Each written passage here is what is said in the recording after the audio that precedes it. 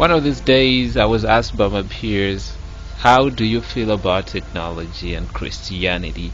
Cause you seem to be a pretty good tech guy and also a devoted Christian. This question prompted me to think about it. As a Christian leader, I encourage the youth to be as active as possible in the things of God and also to be as smart as possible in the modern technological world. Yet technology is sidelined by some Christian believers. They will talk about how much technology has influenced many of us negatively, as well as how it has led us to strange adaptations that most of us find so uncomfortable. And also, Christians are not exception on this one. Most of our cultures scorn technology. But in this article, I would love to explore this question. Did God create technology? Let's start from the beginning. In the beginning, Genesis chapter 1 places God at the center of creation.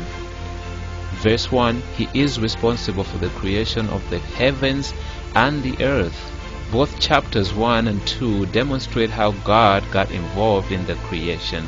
And Psalms 146 verse 6 as well complements all the actions that God did, the creation of heavens, earth, and all that is in it. Now, getting back to Genesis chapter 1 verse 26, God is equipping man with the ability to take care of the things that He has created. Why would God do that? Because He is designing man to be just like Him. God would not just create the world and then leave it unattended, but He is entrusting His own creation to take care of it in His place. Here is also an amazing fact. God has designed the creation to have recreation or regeneration ability. This should be clearly understood that man is also entrusted with that process to make sure it happens by making it happen. In Genesis chapter 2 verse 15, we see God placing man at the center of Eden to work or cultivate it. So, whatever recreation or regeneration was happening in the Garden of Eden, man was given the authority and responsibility for it. Before I go any further, allow me to explain the process of regeneration or recreation that I'm talking about here. Seeds are planted and replanted to ensure the continued existence of their species. Resources are turned into new things to make sure they are used up to their potential. And this has made man realize the creative potential that God has given him, written in Exodus 35 verses 30 to 35. Now, let's jump to technology creation. Think of what it takes to manufacture a laptop. Computer components have changed over the years, but a PC today is typically 40% steel, 30% to 40% plastic, 10% aluminum, and 10% other metals including copper, gold, silver, cadmium, and platinum. Have you noticed the natural resources on the list? The Bible talks about silver and gold belonging to God. Haggai chapter 2 verse 8. This can also mean that all resources belong to Him, as written in Psalms 146 verse 6. Getting back to Genesis chapter 2 verse 15, God places man to be the overseer of all He created, including to be part of its recreation and regeneration. Also, He is equipping them with knowledge and skills to create amazing things. That is from Exodus chapter 35 verses 30 to 15. How are they being created? By using the very same resources that God has created. Alright? Now, creativity spreads across the earth. Alright? Allow me to take you back to the creative revolution in the Bible. When Adam sinned, he put on the leaves he sewed himself until God made them clothes. Genesis chapter 3 verses 7 and 20. And then fashion improved with time under the influence of God Himself. We are looking at Exodus chapter 29 verse 3. Alright? Cain was known to have built cities. Genesis chapter 4 verse 17. And also his bloodline's Tubal Cain was known to be a forger of instruments of bronze and iron. And all these things were actually made from the resources that God already created. Noah was skilled too. How Genesis 6 verses 14 to 16, we see God teaching him. God continued to equip man with a lot of knowledge and skills. The Tower of Babel is also one of the examples of how man became creative with time. Genesis chapter 11 verses 3 and 4. Why was God not happy about the Tower of Babel? That's the topic of another day, probably the next one. But let's continue talking about the technology here. There are so many examples in the Bible, including that of Jesus Christ being the carpenter. Mark 6 verse 3. From his father Joseph, he also learned to work with wood.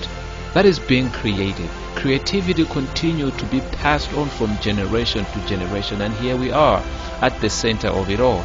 Everything you see around was inspired by God himself through the knowledge and wisdom he has given us. Proverbs chapter 2 verse 6. So let's answer the main question here. Did God create technology? In the first creation, God made all things out of nothing. This is supported by Romans chapter 4 verse 17 and Hebrews chapter 11 verse 3. And it was done. He saw the beauty and the completeness in the creation. Secondly, God is creating things according to how it is needed. He did not create clothes for Adam and Eve, but when they sinned, there was a need for them to have clothes. Adam made some from leaves, and later God made some from animal skin. Genesis chapter 3 verses 7 and 21. That's the time we saw something being created out of something. The creation of things became man's job since the time of need began. Talking of technology, God designed technology as a human need to fulfill certain obligations to him.